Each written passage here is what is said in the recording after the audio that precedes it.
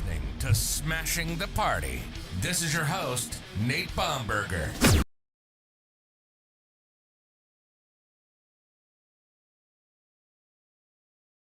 Democracy.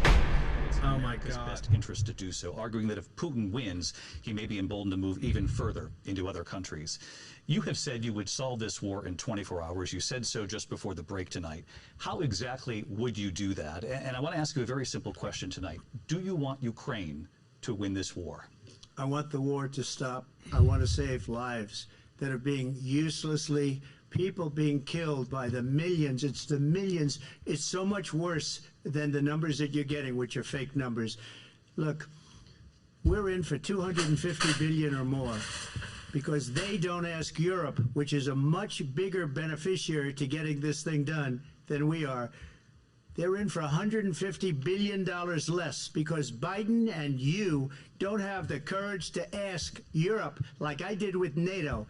They paid billions and billions, hundreds of billions of dollars when I said, either you pay up or we're not going to protect you anymore. So that's maybe one of the reasons they don't like me as much as they like weak people. Listen. But you take a look at what's happening. I don't know if you can see this, guys. I'm just streaming. I'm fucking tweaking right now. I'm totally tweaking out. 150. They should be forced to equalize. With that being said, I want to get the war settled. I know Zelensky very well, and I know Putin very well. I have a good relationship, and they respect your president. Okay, they respect me. They don't respect Biden. How would you respect him? Why? For what reason? He hasn't even made a phone call in 2 years to Putin. Hasn't spoken to anybody. Oh, he knows about Putin, huh? Come on, guys. Get it settled before I even become president. If I win, when I'm president, I'll speak to one, I'll speak to the other, I'll get them together. That war would have never happened. And in fact, Look, Trump is an effective debater. I'm not gonna lie. Our country has gone to hell. But after I left, when I saw him building up soldiers, he did it after I left. I said, oh, He talks to him. he must be negotiating. It must be a good, strong point of negotiation. Well, it wasn't, because Biden had no idea how to talk to him. He had no idea how to stop it. And now That's because your fucking mouth is around his cock. and it could lead to You World War fuck. III. Don't kid yourself, David. We're playing with World Dude, War why III. you David and him are fucking or something, man. I'm sorry, guys. I know this isn't appropriate, but you're not watching anyway. But this is They threw him out of a campaign like a dog. We don't even know. Is he our president? But we have a president that doesn't know he's alive. Your time is up. Just to clarify on the question, do you believe it's in the U.S. best interest for Ukraine to win this war, yes or no? I think it's the U.S. best interest to get this war finished and just get it done. Negotiate a deal, because we have to stop all of these human lives from being destroyed. I want to take this to Vice President Harris. I want to get your thoughts on support for Ukraine in this moment, but also as Commander-in-Chief, if elected, how would you deal with Vladimir Putin, and would it be any different from what we're seeing from President Biden? Well, first of all, it's important to remind the former president you're not running against Joe Biden, you're running against me. I believe the reason that Donald Trump says that this war would be over within 24 hours is because he would just give it up. And that's not who we are as Americans. Let's understand what happened here. I actually met with Zelensky a few days before Russia invaded, tried through force to change territorial boundaries, to defy one of the most important international rules and norms, which is the importance of sovereignty and territorial integrity. And I met with President Zelensky. I shared with him American intelligence about how he could defend himself. Days later, I went to NATO's eastern flank, to Poland and Romania. And through the work that I and others did, we brought 50 countries together to support Ukraine in its righteous defense. And because of our support, because of the air defense, the ammunition, the artillery, the javelins, the Abrams tanks that we have provided, Ukraine stands as an independent and free country. If Donald Trump were president, Putin would be sitting in Kyiv right now. And understand what that would mean, because Putin's agenda is not just about Ukraine. Understand why the European allies and our NATO allies are so thankful that you are no longer president, and that we understand the importance of the greatest military alliance the world has ever known, which is NATO, and what we have done to preserve the ability of Zelensky and the Ukrainians to fight for their independence. Otherwise, Putin would be sitting in Kyiv with his eyes on the rest of Europe, starting with Poland. And why don't you tell the 800,000 Polish Americans right here in Pennsylvania how quickly you would give up for the sake of favor and what you think is a friendship with what is known to be a dictator who would eat you for lunch. Vice President Harris, thank you. We've heard from Fuck yeah, motherfucker! Afghanistan came up in the last hour. Blah, blah, blah, blah, blah. Don't fucking David and fucking Fellatio. I'll give you a minute here. You give him a minute because in Moscow, and he wouldn't have lost 300,000 men and women, but he would have been sitting in Moscow. Quiet, please. He would have been sitting in Moscow. Quiet, please. Much happier than he is right now. But eventually, you know, he's got a thing that other people don't have. He's got nuclear weapons. They don't ever talk about that. He's really filleting Putin right now. About that. And eventually, maybe he'll use them, and maybe he hasn't been that threatening, but he does have What the them. fuck? Something we don't even like to talk about. Nobody likes to talk about it. But just so you understand, they sent her to negotiate peace before this war started. 3 days later, he went in and he started the war because everything they said was weak and stupid. They said the wrong things. That war should have never started. She was the emissary. They sent her in to negotiate with Zelensky and Putin. And she did. And the war started 3 days later. And that's the kind of talent we have with her. She's worse than Biden. In my opinion, I think he's the worst president in the history of our country. She goes down as the worst vice president in the history of our country. But let me tell you something. She is a horrible negotiator. They sent her in to negotiate. As soon as they left, Putin did the invasion. President Trump, thank you. You did bring up something. You said she went to negotiate with Vladimir Putin. Vice President Harris, have you ever met Vladimir Putin? Can you clarify tonight? Yet again, I said at the beginning of this debate, you're going to hear a bunch of lies coming from this fella. And that is another one. When I went to meet with President Zelensky, I've now met with him over 5 times. The reality is it has been about standing as America always should, as a leader upholding international rules and norms, as a leader who shows strength, understanding that the alliances we have around the world are dependent on our ability to look out for our friends and not favor our enemies because you adore strongmen instead of caring about democracy. And that is very much what is at stake here. The President of the United States is Commander-in-Chief. And the American people have a right to rely Fuck yeah. on a president who understands Come on now. the significance of America's role and responsibility. Give it to him. In terms of ensuring that there is stability and ensuring we stand up for our principles and not sell them for the benefit of personal flattery. You talked about Ukraine and Vladimir Putin. I do want to talk about Afghanistan. It came up in the first hour of this debate. I want to move on to Afghanistan. Why are you letting him talk? Trump did the most amazing thing I've ever seen. He got these countries, the 28. Why does he talk about himself in the third person? He said, I've never seen. He's the head of NATO. He said, I've never seen. For years, we were paying. Never seen anything like it. NATO. We were being ripped off by European nations, both on trade and on NATO. I got them to pay up by saying one of the statements you made before, if you don't pay, we're not going to protect you. Otherwise, we would have never gotten it. He said it was one of the most incredible jobs that he's ever seen done. Thank you. I want to turn to Afghanistan. It came up in the first hour of the debate, and we witnessed a poignant moment today on Capitol Hill. My Lord, oh fucking mighty. From Afghanistan. I do want to ask the Vice President, do you believe you bear any responsibility in the way that withdrawal played out? Well, I will tell you, I agreed with President Biden's decision to pull out of Afghanistan. 4 presidents said they would, and Joe Biden did. And as a result, America's taxpayers are not paying the $300 million a day we were paying for that endless war. And as of today, there is not one member of the United States military who is in active duty in a combat zone in any war zone around the world, the first time this century. But let's understand how we got to where we are. Donald Trump, when he was president, negotiated one of the weakest deals you can imagine. He calls himself a deal maker. Even his national security advisor said it was a weak, terrible deal. And here's how it went down. He bypassed the Afghan government. He negotiated directly with a terrorist organization called the Taliban. The negotiation involved the Taliban getting 5,000 Taliban terrorists released. And get this, get this. And the president at the time invited the Taliban to Camp David, a place of storied significance for us as Americans, a place where we honor the importance of American diplomacy, where we invite and receive respected world leaders. Yo, motherfuckers. This former president invited them. She almost said motherfucker.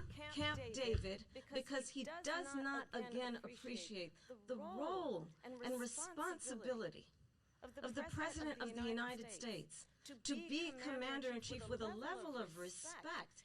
And this gets back to the point of how he has consistently disparaged and demeaned members of our military, fallen soldiers, and the work that we must do to uphold the strength and the respect of the United States of America around the world. Vice President Harris, thank you. President Trump, your response to her saying that you began the You're always giving response, David. If you take a look at that period of time, the Taliban was killing our soldiers, a lot of them, with snipers. And I got involved with the Taliban because the Taliban was doing the killing. That's the fighting force within Afghanistan. They don't bother doing that because, they deal with the wrong people all the time. But I got involved. And Abdul is the head of the Taliban. He is still the head of the Taliban.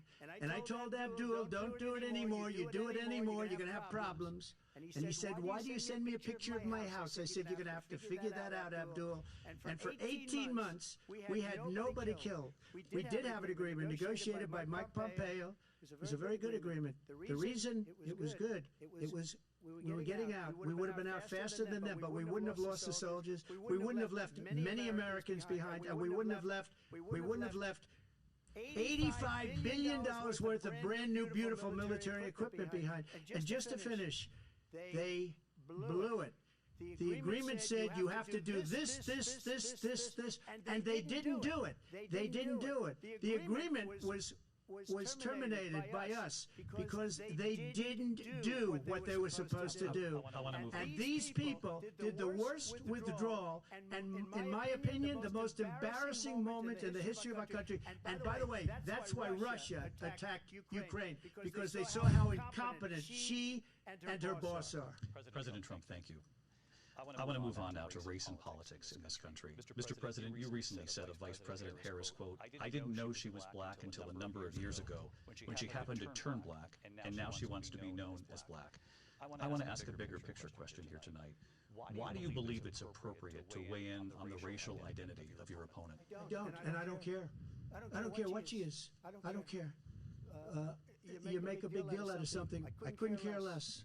Whatever she wants to be is okay with me. But those were your words. So I don't know. I mean, all I can say is I read where she was not black, that she put out, and I'll say that. And then I read that she was black, and that's okay. Either one was okay with me. That's up to her. That's up to her. Vice President Harris, your thoughts on this? I think it's, honestly, I think it's a tragedy that we have someone who wants to be president who has consistently, over the course of his career, attempted to use race to divide the American people. I do believe that the vast majority of us know that we have so much more in common than what separates us, and we don't want this kind of approach that is just constantly trying to divide us, and especially by race. And let's remember how Donald Trump started. He was he owned land, he owned buildings, and he was investigated because he refused to rent property to black families. Let's remember, this is the same individual who took out a full-page ad in the New York Times calling for the execution of 5 young black... This is good for his base. This is good for his base. This motherfucker. Took out a full-page ad. I know, I'm not commentating. I'm just watching. This is the same individual who spread birther lies about the...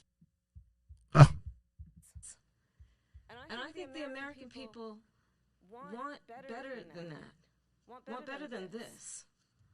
Want someone who understands as I do I travel our country. We see in each other a friend. We see in each other a neighbor. We don't want a leader who is constantly trying to have Americans point their fingers at each other. I meet with people all the time who tell me, can we please just have discourse about how we're going to invest in the aspirations and the ambitions and the dreams of the American people? Knowing that regardless of people's color or the language their grandmother speaks, we all have the same dreams and aspirations and want a president who invests in those, not in hate and division. Vice President Harris, thank you. Lindsay? President Trump, this is now... Hey, I'm live. This is the most divisive presidency in the history of our country. There's never been anything like it. I'm losing my shit, folks. And they come up with I'm watching in horror. what she just said. Going back many, many years, when a lot of people, including Mayor And this- Bloomberg, agreed with me on the Central Park Five, they admitted, they said, they pled guilty. And I said, well, if they pled guilty, they badly hurt a person, killed a person ultimately. And if they pled guilty, then they pled, we're not guilty. But this is a person that has to stretch back years, 40, 50 years ago, because there's nothing now. I built one of the greatest economies in the history of the world, and I'm going to build it again. It's going to be bigger, better, and stronger. But they're destroying our economy. What The fuck is he talking about? Yo, you fucking clowns that watch this and you think this is cogent and fucking coherent ideas or language, you're a fucking idiot. We can't do this again. Jesus fucking Christ. Economy because inflation has made it so bad, and she can't get away with that. Briefly. Yeah. Clearly, I am not Joe Biden, and I am certainly not Donald Trump. And what I do offer is a new generation of leadership for our country. Thank you. One who believes in what is possible, one who brings a sense of optimism about what we can do instead of always disparaging the American people.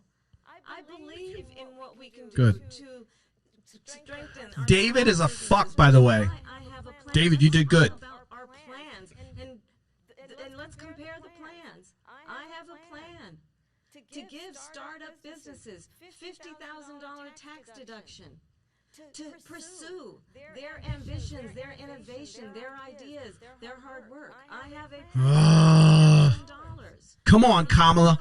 Come the fuck on. Punch, punch. to help you in that most critical stage of your child's development. I have a plan that is about allowing people to Yeah, look at his fucking smirk. Mo. dream by offering You fucking putz. of $25,000. Look, I understand this isn't entertaining if you're watching the debate through me. I'm sorry. Conversation, I believe, David, that people really want tonight, as opposed to a conversation that is constantly about belittling and name calling.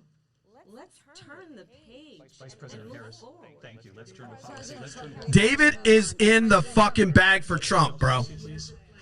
To defund the police. She has a plan to confiscate everybody's gun. She has a plan to Old school bullshit.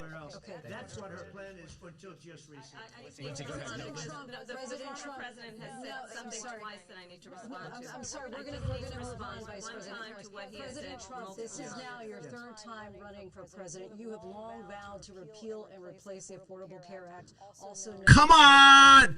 You. now say you're going to keep Obamacare. She needs to just roll right over the narrative. I told you when I did my fucking update, I said Donald Trump will not follow the rules. Years after you first started running, do you have a plan, and can you tell us what it is? Obamacare was lousy health care. Always was. It's not very good today. And what I said, that if we come up with something, and we are working on things, we're going to do it and we're going to replace it. But remember this. With what? Obamacare because Democrats, Yo, people, they've been saying this for fucking almost 14 years, whatever the fuck. I mean, come on. You're buying this shit? had a much better Get the fuck out of here. But the Democrats I swear on my fucking... You can't vote for somebody that you know is lying. There's nothing been done. as good as it can be, never going to be great, or do I let it rot? And I felt I had an obligation, even though politically it would have been good to just let it rot and let it go away. I decided, and I told my people, the top people, and they're very good people. I have a lot of good people in that administration. You read about the bad ones. We had some real bad ones too, and so do they. They have really bad ones. The difference is they don't get rid of them. But let me just explain. I had a choice to make. Do I save it? Look, he's a beast on the fucking debate floor. I'm not going to lie. This is fucking good for your ears. But it's still never going to be great, and it's too expensive for people. And what we will do is we're looking at different plans. If we can come up with a plan that's going to cost our people, our population, less money and be better health care than Obamacare, then I would absolutely do it. But until then, I'd run it as good as it can be run. So just a yes or no, you still do not have a plan? I have concepts of a plan. I'm not president right now. But if we come up with something, I would only change it if we come up with something that's better and less expensive.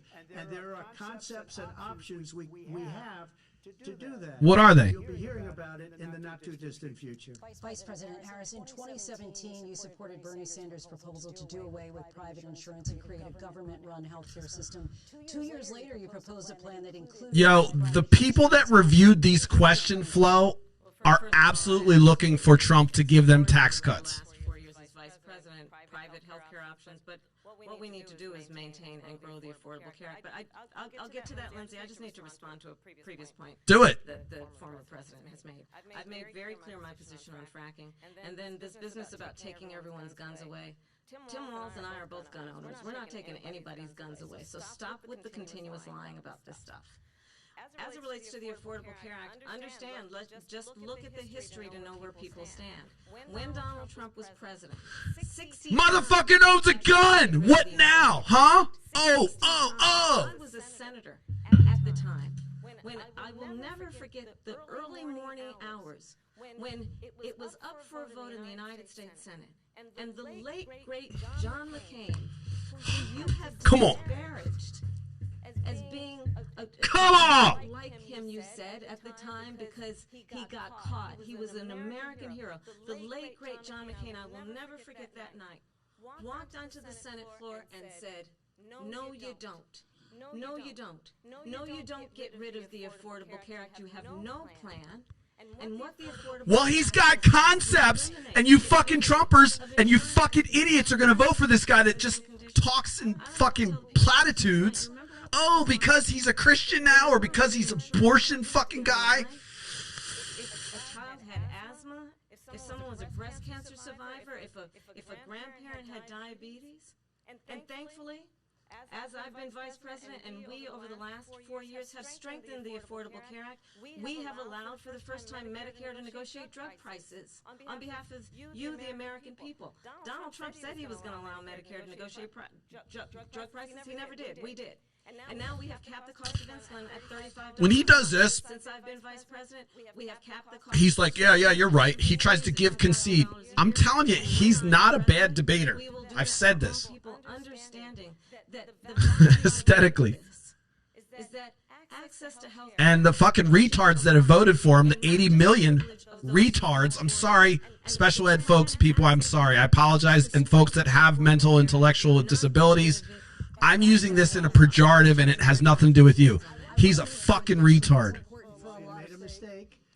At number one, John McCain fought Obamacare for 10 years. But it wasn't only him. It were all of the Democrats that kept it going. And you know what? We can do much better than Obamacare. Much less money.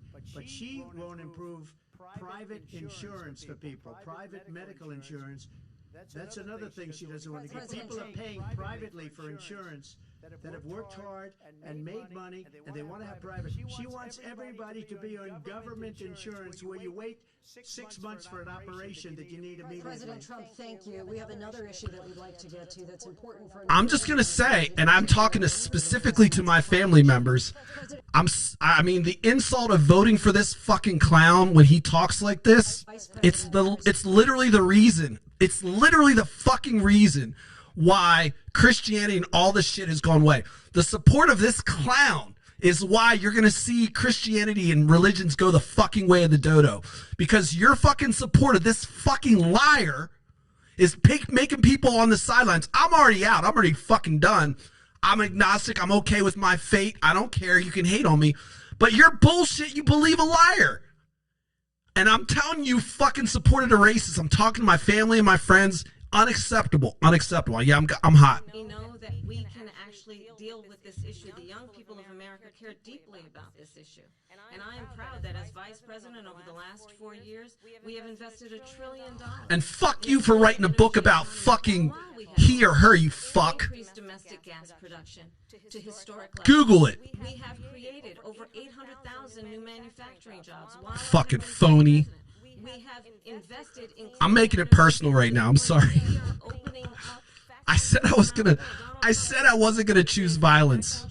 He lost manufacturing jobs. And I'm also proud to have the endorsement of the United Auto Workers and Sean Fain, who also know that part of building a clean energy economy includes investing in American-made products, American automobiles. It includes growing what we can do around American manufacturing. He won't even look at her. He's a coward. He's a narcissist. There's nothing inside him. He's insecure. He can attack and that's it. It didn't happen under Donald Trump. Let me just Manufacturing jobs. It's going. They're all leaving. They're building big auto plants in Mexico, in many cases owned by China. They're building these massive plants. Yo, you know he's gonna say China. Into the United States because of these people. What they have given to China is unbelievable. But we're not going to let that. We'll put tariffs on those cars so they can't come into our country. I told you he's gonna bring up tariffs. United Auto Workers and any auto worker, whether it's in Detroit or South Carolina or any other place, what they've done to business and I'm triggered. I admit it. I'm triggered. is horrible. We have nothing because they refuse. You know, Biden doesn't go after people because supposedly China paid him millions of dollars. He's afraid to do it. Between him and his son, they get all this money from Ukraine. They get all this money from all of these different countries. And then you wonder, why is he so loyal to this one, that one, Ukraine, China? Why is he? Why did he get $3.5 million from the mayor of Moscow's wife? Why did she pay him $3.5 million? This is a crooked administration, and they're selling our country down the tubes. President Trump, thank you. Thank you. We'll be right back with closing statements from both of our candidates. Oh my fucking God. From Philadelphia.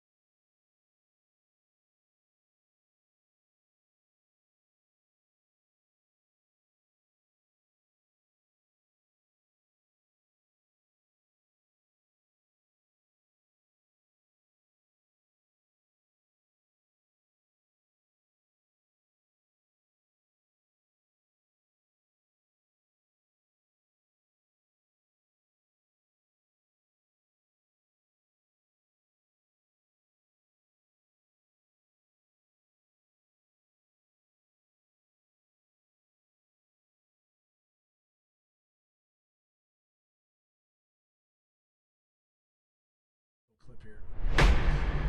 Who was that guy?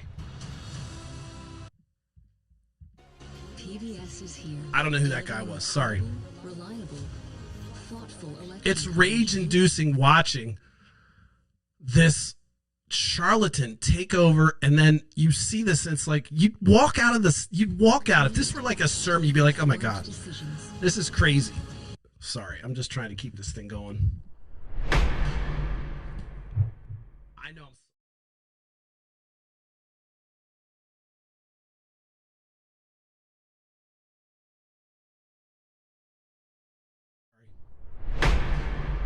By the way, I'll probably delete this. I do believe that the American people know we all have so much more in common than what separates us, and we can chart a new way forward. The vision of that includes having a plan, understanding the aspirations, the dreams, the hopes, the ambition of the American people, which is why I intend to create an opportunity economy, investing in small businesses, in new families, in what we can do around protecting seniors, what we can do that is about giving hardworking folks a break and bringing down the cost of living. I can't do 4 years of this fucking clown. I'm just telling you right now. I'm putting a word. Of course I'll do it. Of course I'm not making any threats. I'm just saying, like, come on. Sorry, Kamala. Sorry, President Harris. Ensuring we have the most lethal fighting force in the world.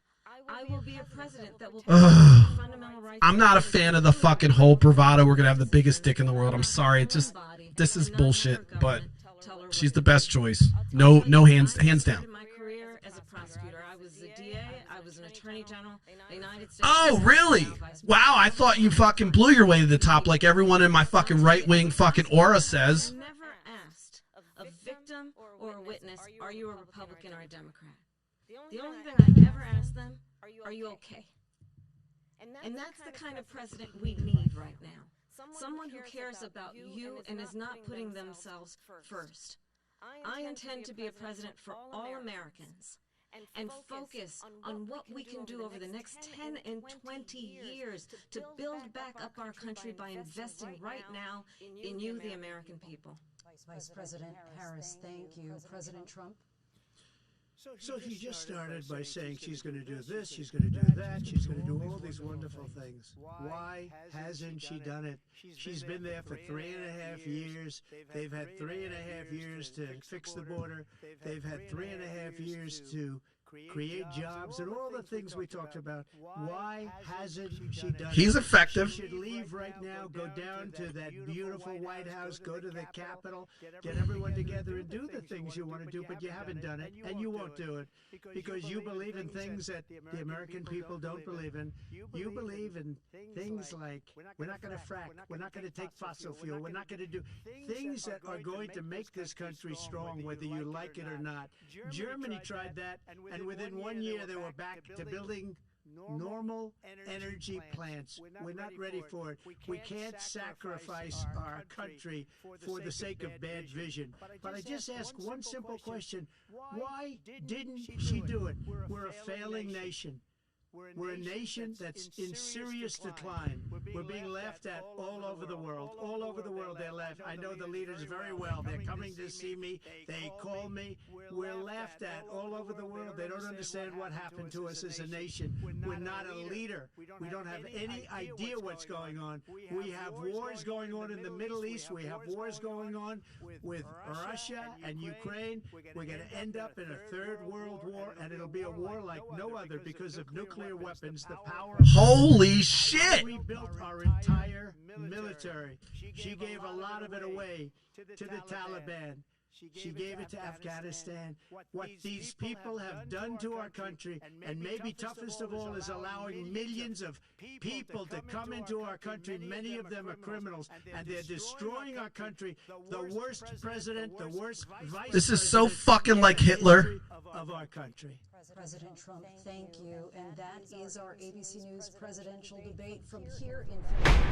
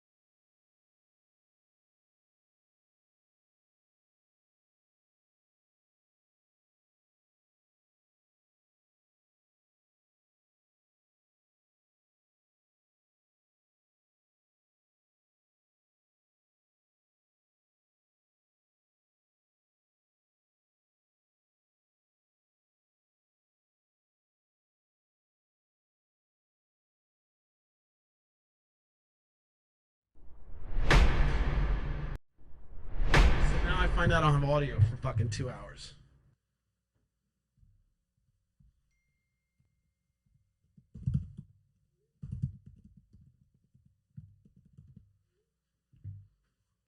Maybe it's good I didn't have audio. I'm glad I didn't have audio because I was really going off. I'm sorry, guys. Thank you, Charlie. Sorry about that, guys. Listen, what I was saying while I was talking nonsense is I was essentially saying that my frustration with people is watching this debate. I get triggered thinking that there's people that are buying this shit. I get triggered thinking that there's people in my family, in my sphere that buy this shit. I get triggered thinking that there's people that actually think this is effective. Thank you, Charlie. I didn't even know you were watching. Damn, that makes me nervous, man. You're smarter than me. I hate when people message me that are smarter than me. I'm like, damn, you shouldn't be watching. No, I'm kidding. Thank you, Charlie. But it is intimidating knowing that you're watching. Charlie was a political guy and really smart and had a startup and did all that shit. Thank you, Charlie. Yes, you are. And I'm glad to hear you're doing well. And I love you. You're awesome. And I apologize to my fans. Let me just try to reiterate and get back the passion. And let me deliver this as I wanted to say it. Because I said some things. I'm glad it was muted, quite frankly. Because I was kind of getting personal. But I find it extremely difficult to walk into an area where people that I know and my friends and family and then hang around and talk, and people are like, oh, you can just put politics aside. No, I'm on the ballot, man. I'm on the fucking ballot. I'm not a trans person. They're on the ballot as well. I'm not an LGBTQ person. They're on the ballot as well. But I'm a minority, and just because I sound nice and you're comfortable around me doesn't mean I get the same treatment in a car. Doesn't mean I get the same treatment at job applications. I can tell you right now, there are people that are in the same career as me that are up here with less credentials, with less capability. It's their whiteness. And I've reached that pinnacle where I'm like, okay, I get it. I'm okay with I got to work extra hard. Sometimes I don't feel like it. Sometimes I don't feel like working harder than fucking my peer because they're that color. But with Donald Trump, what you get is somebody that's going to reinforce these ideas that we're divided. He's going to reinforce the ideas that there are people that are coming to hurt you, and most likely he's going to blame it on brown people. And guess what? That's so comfortable and lazy for people to say, you know what? I don't understand why my life's not great. It must be this guy. Wow, that guy sounds smart. He talks in a third grade level. I understand him. Good, I'll go with that. So you can tell why, right now my office is getting hot, but I struggle like a motherfucker reconciling those two things. This is a relationship I have. This is a friendship I have. But behind the scenes, this person absolutely does not give a fuck about me or any of my identity and literally doesn't give a fuck. And then continues to spout nonsense about the brown people or these other things. And they repeat the things that Donald Trump says. And they look at me and say, you know what, I'm a whiny bitch. And they think I'm triggered. And it's like, I'm sitting on a pile of privilege. And I'm telling you, I'm doing this because there are people that don't have a voice. I'm not trying to be Jesus. I'm just telling you, they don't have a fucking goddamn setup. They don't have shit. But I hear them. I see them. I see what happens. I have to walk past homeless people that don't have a voice. But you want to continue to propagate that. You want to say anything that helps somebody else is socialism. One thing I do want to say that was said during that rant, I'm really happy that it wasn't all heard because, quite frankly, I did get a little personal.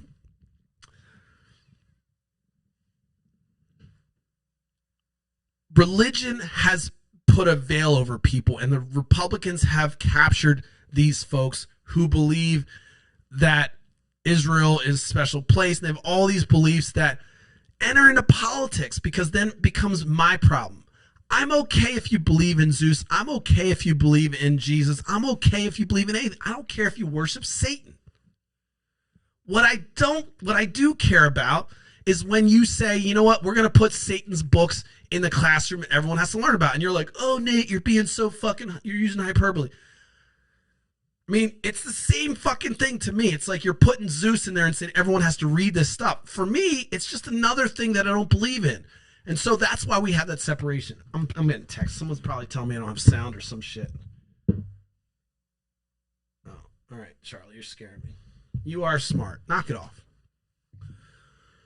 So these same folks that preach and talk about religion being their support and their guiding principle will turn around and vote for this and say that Donald Trump won this debate. My camera stopped. It's just, you know what? It's just the world. At least you can hear me. At least you can hear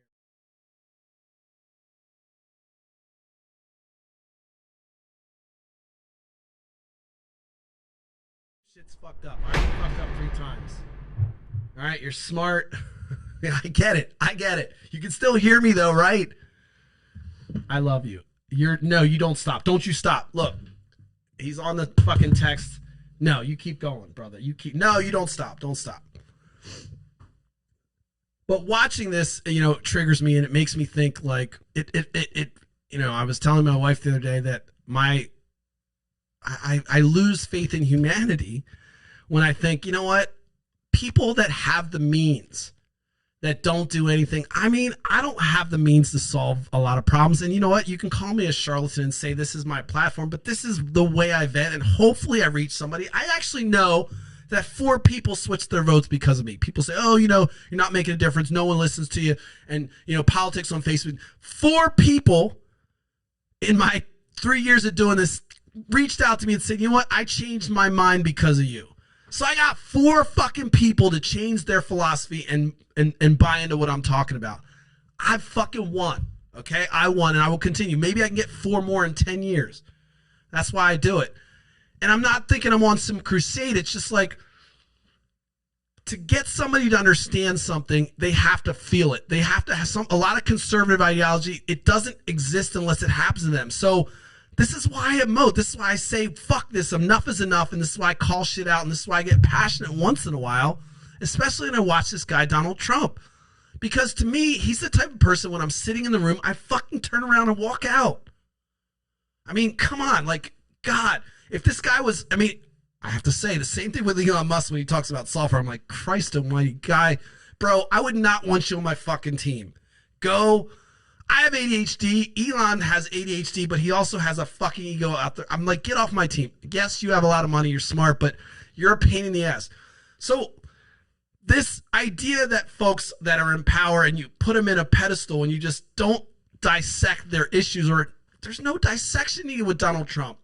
You can break down his speech patterns. You can see the fucking bullshit that he does. He does not know what's going on. He doesn't care about us.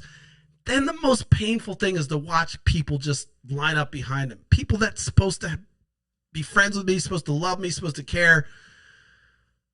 What it makes me feel like is that a lot of people are racist. A lot of people, racism isn't a deal breaker.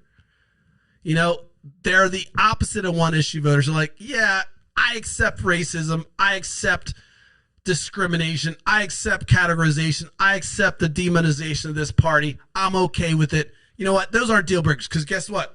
He sent me $1,500, or guess what? I'm getting a tax break, or guess what? My business, or, socialism bullshit. It's like, this is what you do. How many times does he have to repeat the old trope? It works every time. This is why when I watched that, when I was arguing with that person today on Facebook, I'm not proud of my goddamn social media bullying. I talked about it yesterday. But I had to question an article from LMP that said, oh, there's 10 people that are undecided, and one of them happened to be a long-term GOP strategist. And I was like, yeah, right. Yeah, right. Okay, break it down. So what happened now? What did it take? You're in the mix. You're paying attention. You're watching their speech. You're watching the talks. And all of a sudden, this is the time you're unsure of whether you're going to vote for Kamala Harris, but you're a longtime GOP. No, I'm not buying it. The reason I don't buy that shit is because people need to stick to their team, and they do. It's difficult for people to say. It didn't make sense for somebody that's a long-term GOP strategist to get out up front and say, oh, you know what, I'm not sure, and the debate's going to change my mind. What can she say at a debate that's going to change your mind? Do you want to see if she's strong, or are you doubting her capabilities? Essentially what you're saying is, you know what, I realized Donald Trump, the party left me, was the response I got. The party left me. Great. I love that you're coming to the Kamala Harris side, but I find it disingenuous to suggest that you didn't see this in 2016. What does that say about a person that they can't see what's coming when you talk to a person like Donald Trump? What does it say about a person that says, hey, I profess to be a believer in Jesus Christ and all the things he stands for, and then they support Donald Trump? Do you think that's going to pull in new followers of Christ by saying, hey, this is the example I set, and I'm going to go with this guy that fucks porn stars and, you know, puts his dick in people's faces and rapes people on planes and everything else? And that's the allegations that are against Donald Trump, by the way. What, 25 allegations of bullshit? You can be a pig, you can be Tiger Woods and be fucking everything, but there's not one instance of Tiger Woods raping somebody. No one's ever come through. It'd be a payday. No one has come through and said Tiger. Oh God, that fucking camera. You know what? It's fucking. It's. I'm convinced that. I'm convinced.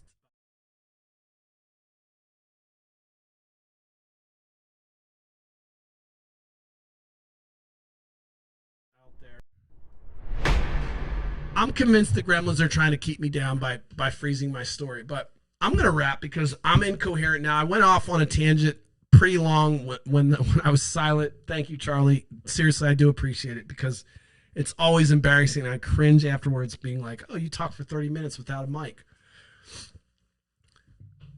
But let me just wrap and put a bow on it.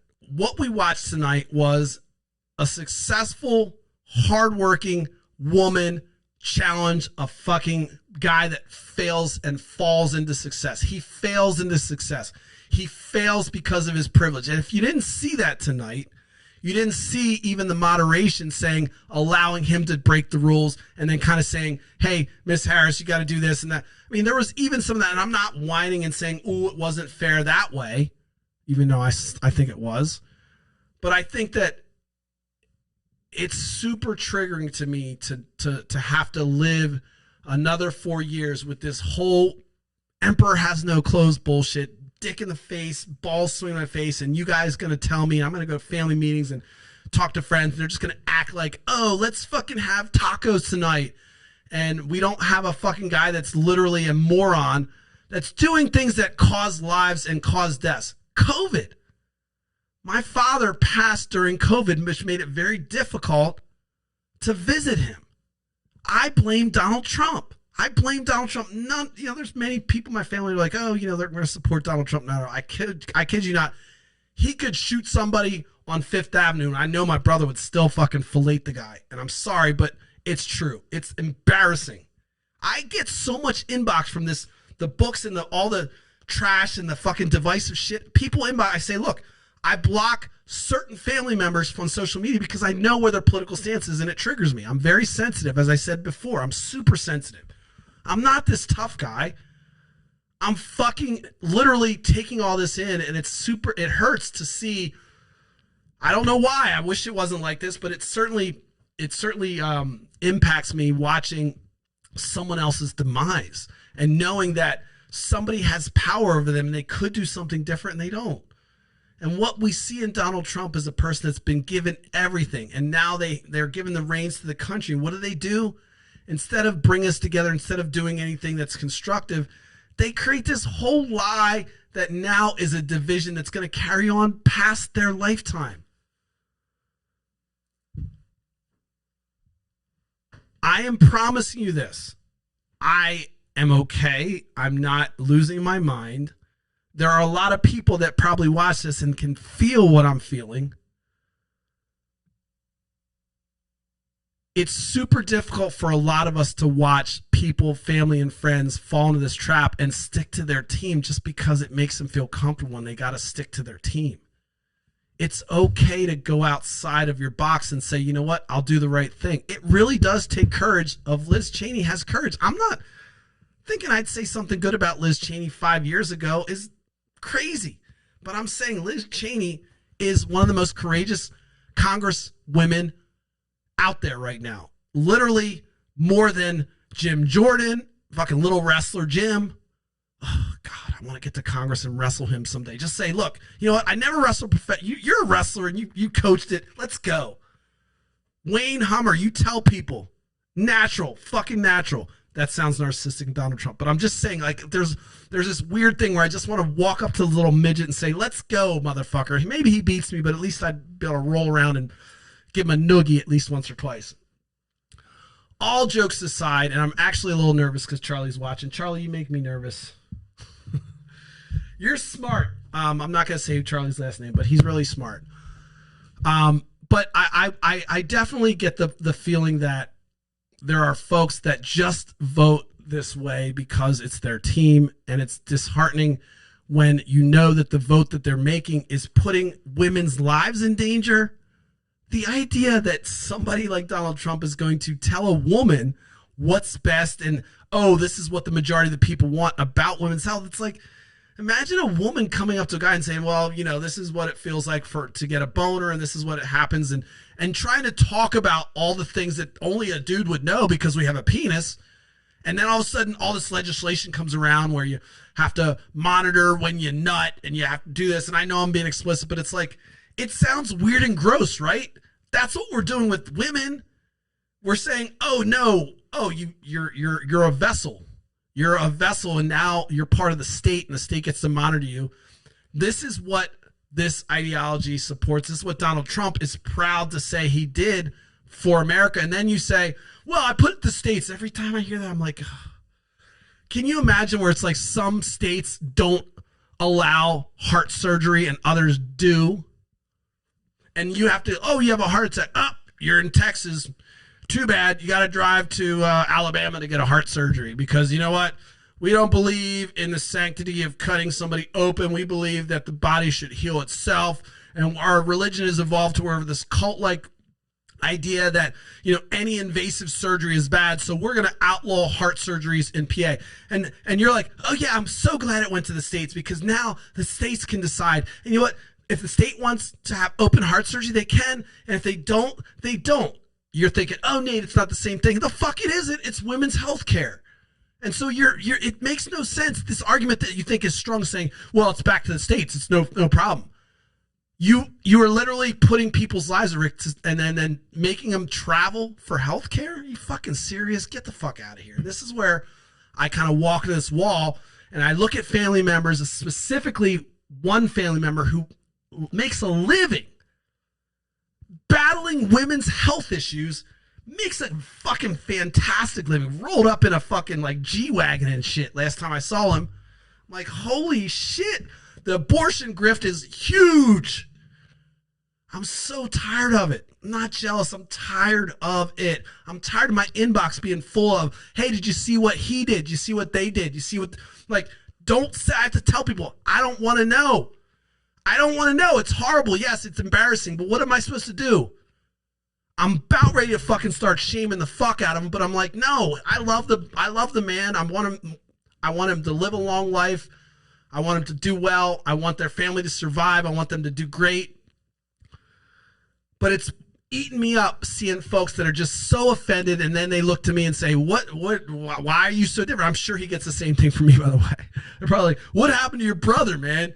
What happened to him, man? He's not like you, man. He's fucking, he uses coarse language. He's talking about Satan and Thor and shit. He's talking about atheism. What happened to him, man? I'm sure he gets it. He's probably like, oh, God, why don't you fix yourself? Well, I will tell you this. I'm okay with every single fucking thing that anyone does, except when they kind of get out of their lane and they say, you know what? I'm going to impose my religious beliefs on you, and I'm going to make it my life's mission to do it. I'm like, get the fuck out of here. That's weird. That's un-American. So when it comes Thanksgiving time, you're going to fucking want to hear how mine goes. I'm sure I won't get an invite. But enough is enough. I want to say one last thing that I will say that's private. I will never forget this, and my wife and I talk about it a lot. When I was working for the Obama campaign, I did an interview with a local, I was working for him and as a volunteer, and I did an interview with Blue Ridge Cable. And it was a 45-minute interview. I wasn't as articulate, maybe if you want to call that what I'm doing right now articulate. I wasn't maybe as savvy about what I can say and don't say. And I made the comment that there's, I think that I was kind of raised in an evangelical family, and many people in my family are really focused on one issue. This is a 45-minute long interview, and of course you can understand and I understand how someone might be offended saying, you know what, Nate, you just don't talk about family. And it wasn't even explicit. It was just like, oh, well, this is why I kind of evolved. I was a Republican, and I've kind of opened my mind to these ideas. And then they took the clip of 45 minutes, snapped it down to say, well, my family's one-issue voters. So I got hammered by it, like ostracized, was about to get married. I have receipts from my brothers and sisters emailing me and saying, you have to apologize or else. And I'm like, okay, what? And one of the things was like, well, your marriage is coming up and your wedding's coming up, and, you got to worry about, gifts and things like that. And you should apologize. And I'm like, I told my wife, I'm like, I guess, I mean, I don't really care about what gifts, but I really wasn't trying to hurt anyone's feelings. I was just speaking my mind. Of course, as an ADHD person, I have no filter, so I just spoke my mind to the press. Not a good thing, right? I'm doing the wrong thing now, too. Probably not good sign. But I never forget, I was forced by force to give an apology for what I said and make sure that it was kind of blasted out to all my brothers and sisters. I was okay to do that, but I was it was like a gun to the head, like, or else. And I didn't know what the or else was. And the or else was having to deal with finances. And I'm like, okay, I guess I don't know what that means, but sure. I regretted that every single day since I did it, because I felt like I folded to something that I didn't even know existed or whatever it is. And I still don't even know what that fucking thing is. But I'm like, what is this gun to the head? You have to, I mean, I'm okay to apologize, but I had to do a hard retraction and come walking on my knees kind of shit and kind of backtrack on what I said. But I stand by it. I stand by it. I stand by it. I'm so tired of people, close friends, family saying, oh, we care about these things. We follow this. We do this. And we go to church and we do this. But you know what? Donald Trump stands for what we believe in, and he's pro-life, and so therefore we're going to vote for him. And then today I'm like, is Ashton around? Is somebody punking me? Because I remember them saying and making a big deal about saying that I said publicly that they're one-issue voters. Several people, again, it's not a monolith, by the way. And I'm saying it vaguely, and I have a huge family, by the way. So there's 13 of us kids and 2 parents, so you're going to have to guess on who's who. But many liberals in my family, many right-wing wackos, and I love them all. But I just remember thinking, you know what? I feel bad because, like, maybe they're not. Maybe they're really not. At the time, I was like, you know what? They're not one-issue voters, and it was my perception. And so I kind of just, and then this weight of like, what if I don't apologize? What happens to me? So I remember talking to Jackie, and I was like, all right, we're going to apologize. She brings it up sometimes. She's like, remember that? And I'm like, yeah, we'll apologize. And so kind of crawl to my knees. And then up marches Donald Trump, who's absolutely wacky on every position, but he's pro-life. And all of a sudden, boom, people run to him. We have a black fucking guy, president, anti that guy because he's not pro-life, which would have been a great boon to see people in my family, especially my white brothers and sisters, I have biracial family, see them vote for him and proudly support the fact that Nate was working for the president of the United States and helping get this monumental person. Like, that wasn't anything I got. I'm not expecting a pat on the back, but I remember these things because I'm watching this happen and I'm thinking, I told you so. You're not principled. You're easy to predict. If somebody hits you on this issue, your whole view of being a family man and character, none of that matters. None of it matters. And then what goes through my brain, at the time I wasn't as atheist as I am now, but I'm thinking, holy fuck. So wait, so all those things that they stood for, and people, again, this isn't against my mom or my dad, because again, they aren't the folks that perpetrated this, mostly. And I love them, and I really do. But I'm telling you this because you probably understand this. People know what it's like when you're on the ballot. When you're on the ballot, your identity's on the ballot, and people ignore that. It's very difficult to understand. If you're a trans person right now and you've got a brother or sister that's voting against your best interest, it feels personal as fuck. And you've got to just kind of take a big gulp and fucking swallow that shit? Are you serious? That's what you're supposed to do. You're supposed to go up. Well, you know what? You know exactly who I am and what I'm about. People close to me have decided that's not worth protecting. And so I'm just going to shut my fucking mouth and stay quiet while I get disparaged with the vote. I know I'm not making friends, folks. I know, but it's so personal and everyone understands this. So when you watch this debate tonight, it triggers the fuck out of me because I'm like, it doesn't matter how stupid he looks. People are going to look at that one issue and say, you know what, that's it. And they're going to probably accuse me of the same thing. Oh, you're looking at Kamala. She's a black woman. Yeah, of course I want to see a black woman. Representation matters. You don't understand that. Even though we grew under the same roof, you do not understand that. I listened to a great podcast the other day. Believe it or not, I listened to podcasts when I was traveling.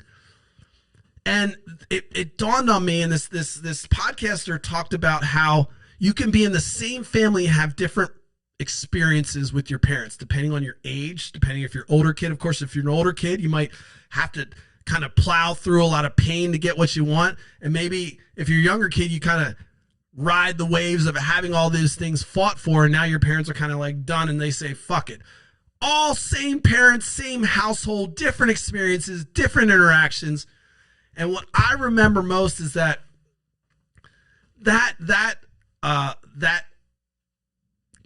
kind of support for this person makes me understand that my experience growing up was way different than some of my brothers and sisters. Because if they had my experience, I can't fathom that they would do and support this man, knowing what he's caused and knowing the damage that he's done to black communities, LGBTQ communities. I've got two gay brothers. I'm going to say two gay brothers.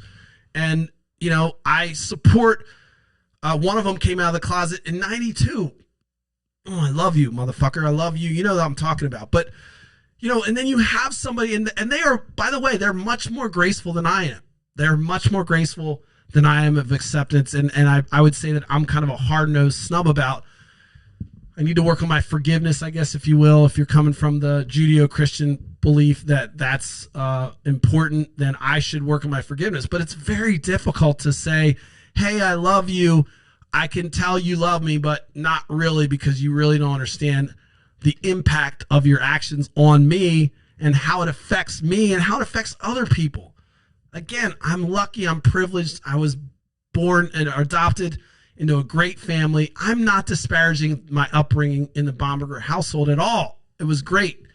But I find it difficult when I see nephews, nieces, brothers, sisters, cousins, anybody in my family that says, you know what, we're going to disregard that because our experience is this.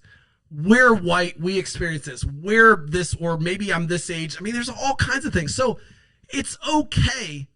And I'm not being kind of crazy and victim by saying my experience is different than my brother's. It's okay. That happens based on all kinds of things.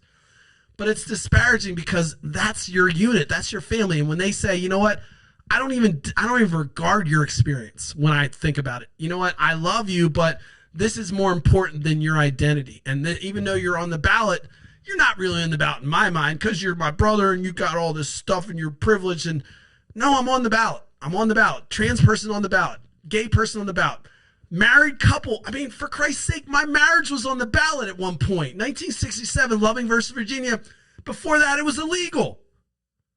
And I'm sure that I would sound like a whiny, bitchy motherfucker when I'm like, hey, you know what? I'm kind of mad because my brothers and sisters, uncles, nephews, nieces voted against or support somebody that is against the marriage that I have, which is an interracial marriage. I mean, you're just supposed to be okay with that? I'm not. That's just not how I roll, yo. It's not how I roll. So, obviously you can see this shit triggers the fuck out of me watching Donald Trump and the possibility of people watching this performance and saying, yes, this is my guy, and not looking at her and saying, you know what? I want that woman. She sounds smart. She's articulate, which, again, that is not a plus for some people. They want it to be like dumbed down for them, and that makes sense to them. But she's able to explain things and talk about the ending of that debate. The last words of the debate were, Donald Trump leaning forward, a la Hitler, might as well be pounding on the desk saying, Allah, Kamala, you know what I mean? It might as well be in some foreign language. But you could just see that he was doing this, and he was like this, and just this, and they're horrible, and this and that. And she was like, hey, look, here's what I want to do. And you could say, oh, I want the strong man. Why? Why would you want the abuser? All right. I've way gone overboard. Thank you, Charlie, for allowing me to get that straight, because I would have done the whole night not knowing. You're a true champion. I know I got a little personal. I want to say this because I'll put it on the record. I love my family. I have a unique relationship with different people in my family, and I don't want to disparage anybody. What I'd like to do is shame the fuck out of you until you vote the correct way and you actually live according to the principles that we grew up in. Because I am.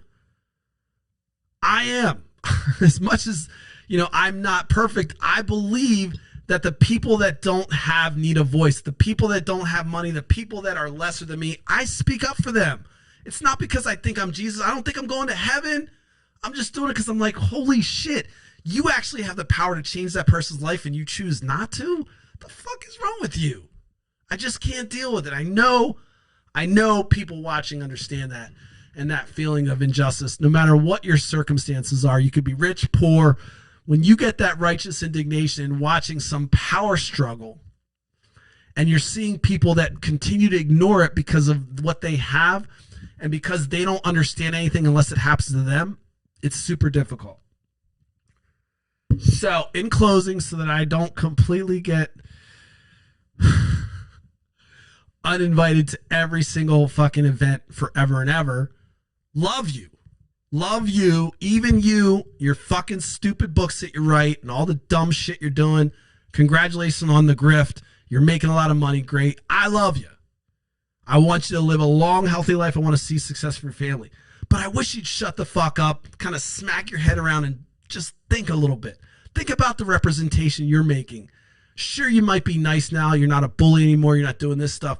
But you're literally putting people on the ballot, ignoring that woman, that rape victim, whatever it is, and you're victimizing yourself and selling yourself as this while simultaneously running an operation against something that you don't even understand. You got a penis, you're not a fucking woman, so why the fuck are you making your whole life's mission about fucking abortion? It's the weirdest thing in the world. That one you got to Google, because that one's kind of unbelievable, and it's in my inbox at least 3 times a week. Again, huge following. It really does trigger me. But I love you. I don't know how we can have a good relationship anymore based on the behavior I've seen and the hypocrisy. But I will say that I want the best for your children. I would love to see a better world for all my nephews and nieces. As Uncle Nate, I don't have any kids, so I'm doing this shit not for my own good. There's nothing I get out of this. There's nothing I get out of speaking against the grains. There's nothing. Nothing but negativity. Sure, I could articulate things well, and you might not use the strong language I use, but I'm done with that bullshit. I don't give a fuck about language and, I use the F-bomb, and I'm hoping it cuts your ears a little bit. Because what I'd love to see is a change of heart. Say, you know what? Enough is enough. Look, I've got my mission. I'm okay with this, or I've got my business and I'm okay with, tax cuts, even though it might hurt the business a little bit, I'm okay because you know what? I'm hearing you, Nate. I'm hearing my son, my adopted black son, my adopted black daughter, my biological black children that I have. You're talking about their experience. I don't quite get your experience, but I bet they get my experience. They do, because they message me.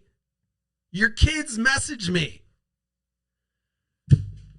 Anyway, so I kind of made that personal, but love all the way around. Let's see what we can do. We got to get on the horn. We got to get out there and vote. This is the first debate. It might be the last one. I think she won. His supporters think he won. There's going to be the melee of dissecting this tomorrow. I do feel like they gave Donald Trump a lot of leeway in responding, and they didn't give her as much leeway. I did not like that moderator. I think they went overboard. When Donald Trump, one of the things that Donald Trump's effective at doing is making himself the victim to where you almost have to tiptoe around him and watch it, because you know that the vitriol will start coming if you encroach that if he starts to feel like he's being treated unfairly.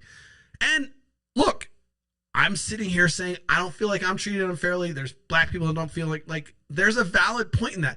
But when you're worth billions and billions of dollars, more billions, and we'd totally be surprised at the billions you have, it's really fucking difficult to see a victim there. It's just so hard to see a person that has a golden toilet and fucking takes snapshots of his family on fake lions to say, oh, you've got problems. The only problem Donald Trump has, it's not money, it's him and his identity, his insecurity, his absolute to the death defend that little core sensitive little boy that got hurt, and now he's got it wrapped up in this veneer of bravado. It's not coming off. And we've got to deal with that. And all I'm asking for everybody that's watching or even hears this is to say, you know what? I'm tired of it too. This is enough. Let's get Kamala Harris. Let's move on. And let's get a strong Republican Party again. Let's get a real party. I'm not talking about even the Bush days. I'm not talking, I'd prefer that party, but like a party that's based on facts, a party that will live up to its ideals of true conservatism. And by the way, which I'm not a fan of. But at least it's something. It's something you can stand for, and not an icon, this symbol of Donald Trump. And when Donald Trump dies, then what? There's no policy without Donald Trump. There's no Republican Party without Donald Trump right now. And so that's the weird thing I'd like to see us get away from. I want to thank Charlie for calling me out and saying, hey, by the way, your sound's not working. And I also want to say to my family, I love you. I love you. You can call this a performance, call it a play if it really pisses you off. I'm only using that as some protection to say, you know what, this is what I do. But I will argue that I hope that you hear me. I hope my nephews and nieces here. I hope somebody hears me through that piercing. I hope some of my friends that are continuing to support this guy, they go, you know what, I know a lot of my friends won't. Because they could give a shit about what I do here. Most of them have told me, actually all of them have told me they don't ever want to have to do anything with this show, because they're like, oh, I need to find better friends, right? But they don't want to do anything to do with this show, which I've kind of come to terms. I'm kind of tired of that too. I'm tired of people saying, oh, I've got a job, I can't stand up for things. Oh, I've got a job, I can't put myself out there. So I still love all of you. I know I'm not perfect. I know I don't perform all the actions I could to make the world a better place. But I found my niche where I can at least be the corner, the barker on the street talking about what's there and hopefully getting the juices flowing. I hope to be a catalyst for somebody. Hope I get somebody off their ass. And I know in the history of Smashing the Party, 4 stalwart Donald Trump supporters have switched sides, and it was because of me. 4 people that posted that message that used to beat me up in my inbox changed their fucking mind. 4 people that were Trumpers changed their fucking mind. 4 Republicans changed their mind, and I'd love to have double that number. I'd love to fucking triple it. It's possible. I don't know if there was, I don't know if they liked my coarseness, but they came to me and said, you know what? I'm fucking changing my mind. I agree with you. It's frustrating. I'm done with it. Let's go. Let's fucking get Kamala Harris in the office. You can do that too. Make me happy. Send me a message. Post a comment. Nate, you got me. I'm going to pull the hammer for Kamala Harris, and you could be number 5, maybe number 6, maybe number 7. All right, listen. I'm going to close. I went a little long. Hopefully you got something out of it. Again, I got to reiterate the love that I have for people in my sphere. I know I'm not the most cordial person and perhaps not easy all the time because I'm very truthful and I'm very just blunt with every single thing I do. But I mean this from the bottom of my heart. I care enough and I'm sensitive enough to say this means so much to me that I'm asking and begging you to reconsider what it looks like to your friends and family when you support someone like Donald Trump against what we have with Kamala Harris. Do it. Make that move. That's all I got. Thanks for listening, folks. Charlie, you're the man. I'll be back tomorrow and hopefully wrap this up and put a bow on it. I may delete it. We'll see how it looks. So if you're watching this live, good for you. It probably won't happen again. But again, all the love to all my people. Come on, Kamala. Let's go. That's all I got, folks. Let's see if I can close this out with a little trickery. Also, my throat's about ready to dry up. So, I'll see you guys tomorrow at 10:30.